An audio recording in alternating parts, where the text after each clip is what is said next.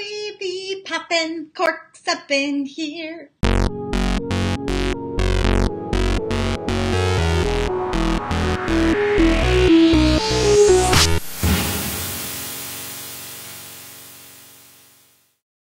Hello, I am Kimberly Spencer, your certified high performance coach and founder of crownyourself.com, and it is Champagne Hour, where change is best served chilled.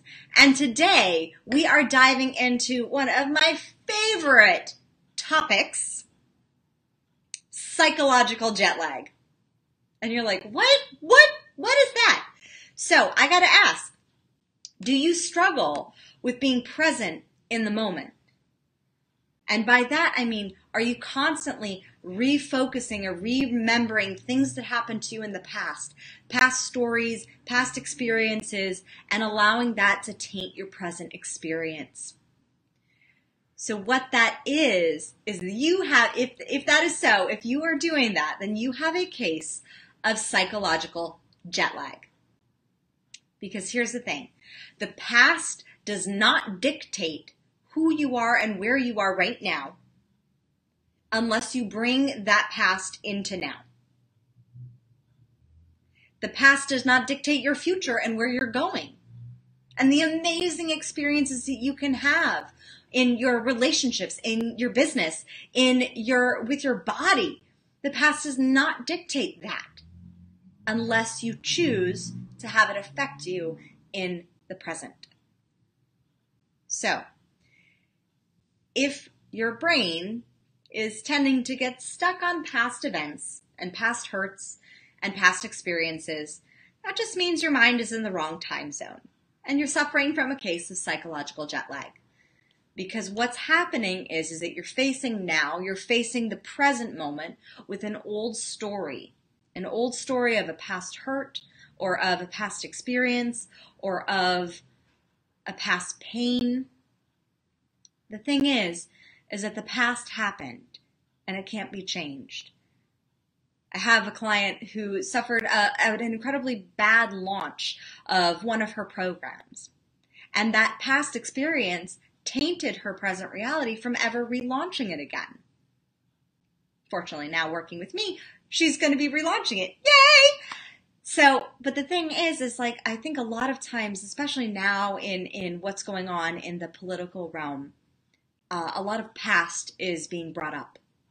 And a lot of past hurts, past wounds, past pains are being brought up. It's kind of like when you see a glass lake and it's beautiful and pristine and clean, and you walk 2 steps in and then suddenly that water all around your feet is all mucky.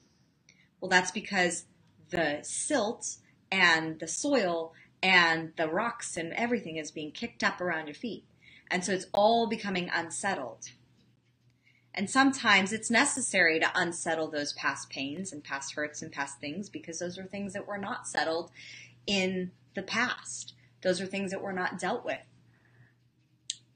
Sometimes, though, once they've been brought to consciousness and once you've become aware of them and once you have processed them, constantly going back to them, constantly relating possible present day experiences to those past pains, those past hurts, those past experiences, that's like comparing apples to oranges.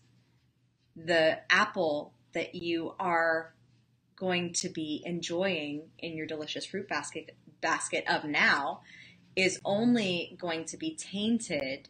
It's like adding a rotten apple into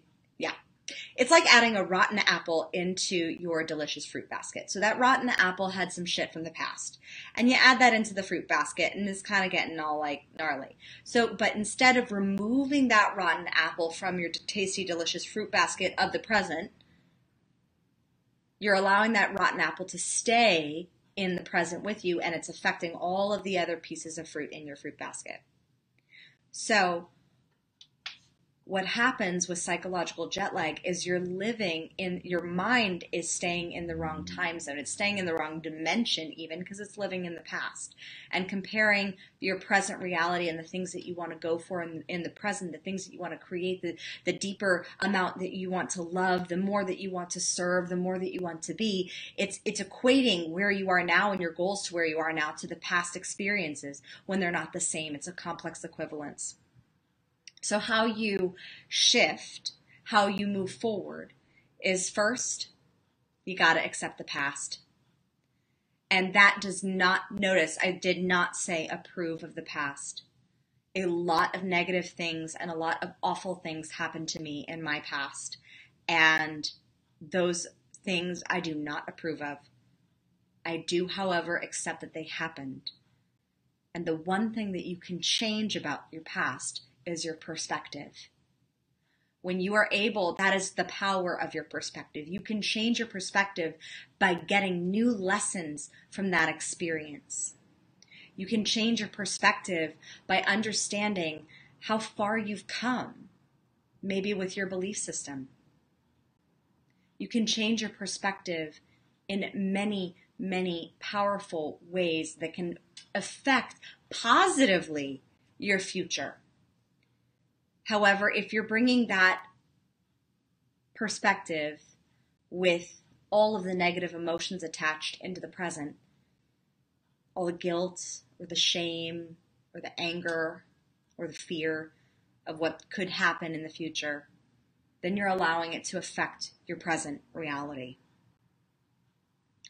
So number 2 is you got to have gratitude for the good. And I know you're like, gratitude, but this shit happened to me in the past. And I'm like, I hear you.